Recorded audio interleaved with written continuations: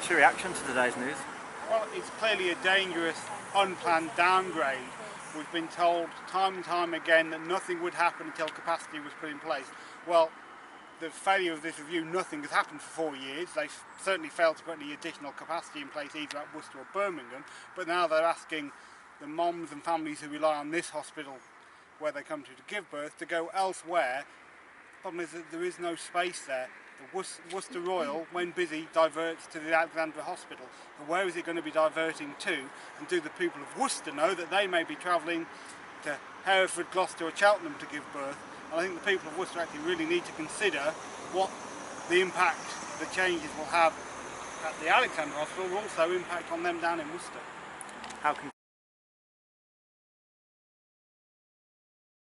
How concerned are you about the future of the remaining services here at the Alexandra Hospital? I'm extremely concerned. If you look at any major acute hospital which has lost its consultant-led maternity services, within a matter of months it's gone on to lose its paediatric and A&E unit, which is something which this trust wanted to impose way back in June 2012. Now the real danger here is you have a panel of independent experts who say that this hospital must retain an adult ED and it must have some sort of paediatric unit. How that is going to work, basically you've had 4 years of a failing review trying to prop up failing trust, and we're in a position now where you've got an unplanned closure with many unanswered questions for moms, for staff, many who found out over social media today about this closure, and where things go from here is totally uncertain. And we're already hearing that staff in the maternity unit are looking for other jobs because they just will not work at Worcester.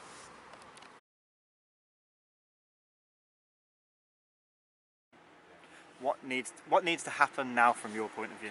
Well, as I said, it's been a flawed review for the past 4 years. It's all been about how can Worcester Acute Hospitals Trust survive. It's never been about how many services can be retained within Worcestershire for the people of Worcestershire and indeed the surrounding area. So what needs to happen is that this review has not found a way for this acute trust to work. So it needs to go out, it needs to speak to Birmingham, it needs to speak to Warwick, it needs to speak to all the other providers and say, how can we have the best range of services across the area?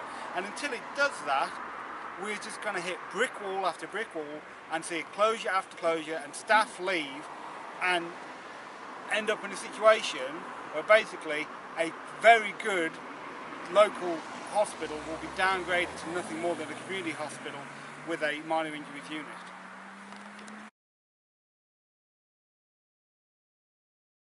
What's your message to the people who rely on the Alexandra Hospital? Well, this hospital serves a population of over 200,000 people. If you care about it, if you want a hospital that you can access, that has safe services, you need to stand up now, because if this closure is not temporary, it is going to lead to a major downgrade of our A&E and paediatric unit.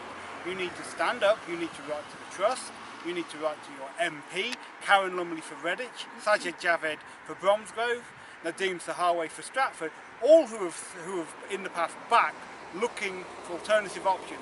And indeed, Karen Lumley, just before this year's general election, said the Alex was saved. Well, here we stand today losing its consultant-led maternity unit that deals with about 2,000 women a year, with a major risk of it now losing its A&E and paediatric department. Karen, we need to hear from you. Nadeem, Sajed, we need to hear from you. You say you've been supporting the campaign for 4 years, so let's hear from you and hear what you're doing about this crisis for the families of Redditch and Bromsgrove. I think what's really important to understand is that this hospital, this trust, has a deficit of approximately £58 million.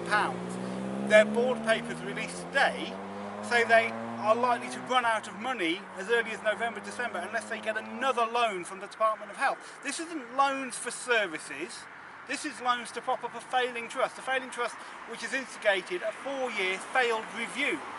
It's got nowhere, it's cost over £2 million and nothing has happened, and resulted in today with an emergency closure of a service which is the worst case, not only for patients but for staff and the surrounding hospitals as well. So the trust needs to go. We need to get one with a proven track record in, one that says it wants to take on this hospital, namely University Hospital Birmingham, get a leading chief executive in, by Jeremy Hunt's own words, Dame Julie Moore. This hospital needs you. Department of Health, MPs, allow that to happen before we see this stripped bare and a catastrophe because of capacity issues happening at Worcester and Birmingham Women's Hospital.